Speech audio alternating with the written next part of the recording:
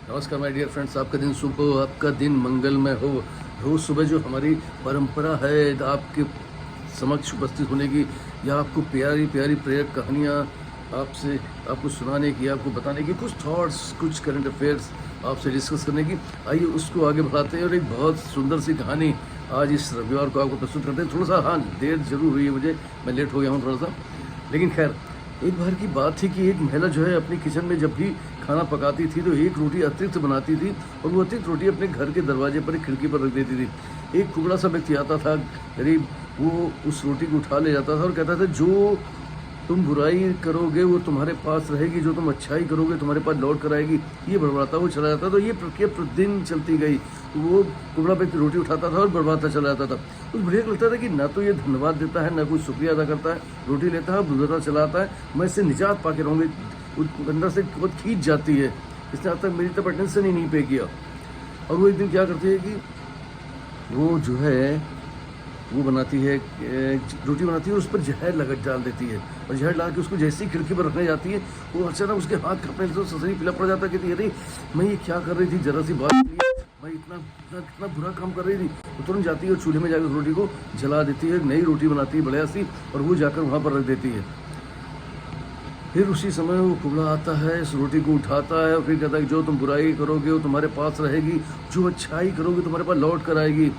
ये कहता है, वो फिर निकल जाता है और बुढ़िया फिर अपने भगवान के पास जाती है, प्रार्थना करती है अपने उस बेटे के लिए जिसकी काफ़ी दिनों से कोई खबर नहीं आ रही थी। वो अपना करियर बनाने के लिए निकला था, लेकिन अभी लापता चल रहा था।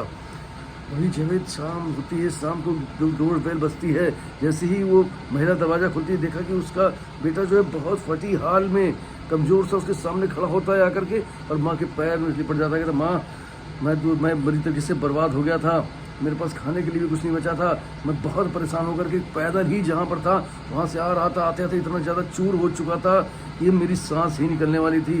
भूख और प्यास से मैं बहुत व्याकुल था।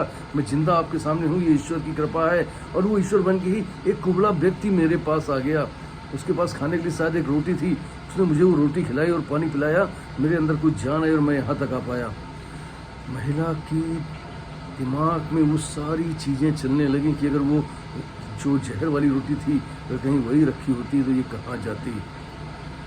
दोस्तों, इसीलिए जब भी आप किसी के बारे में बुरा सोचते हैं या बुरा करते हैं तो उसका पहला असर जो है वो कहीं ना कहीं आपके ऊपर ही जाता है। वो महिला ये सोच करके एकदम पीली पड़ गई कि अगर कहीं वो रोटी मैंने वहाँ पर रख दी होती तो आज क्या होता, मेरा बेटा भी मेरे सामने नहीं होता।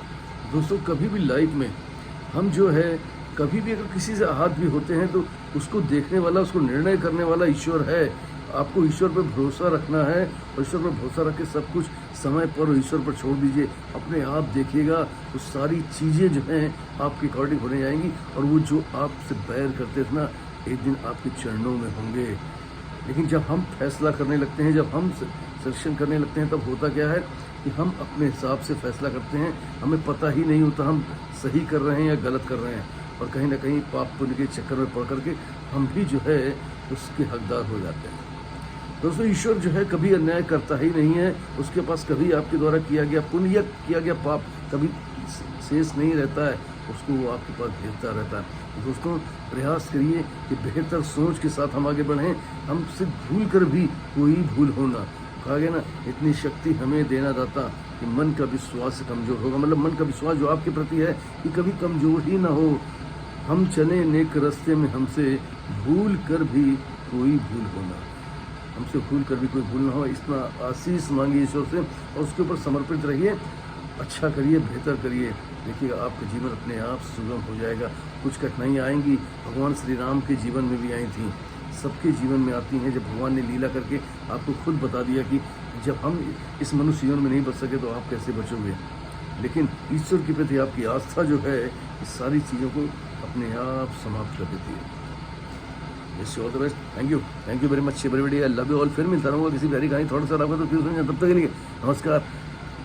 कमेंट्स करते रहिए, लाइक करते रहिए।